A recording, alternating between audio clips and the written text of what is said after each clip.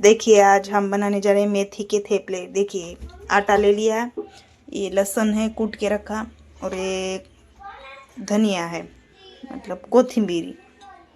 चलिए अभी स्टार्ट करते। देखिए गाइस हमने यहाँ पे मेथी भी कट कर लिए है। अभी हम लहसुन डालेंगे, और देखिए अभी लहसुन, देखिए गाइस अभी मेथी डाल देते हैं इसमें, मेथी और धनिया पत्ता। और फिर मसाले में देखिए हल्दी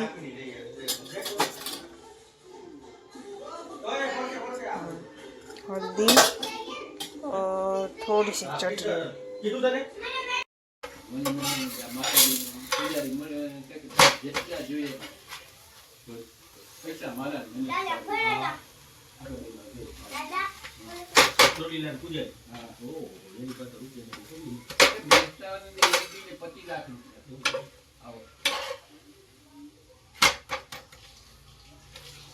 बापू क्या ये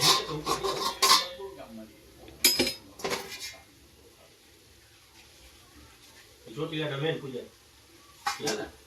मेन पूजा नहीं तो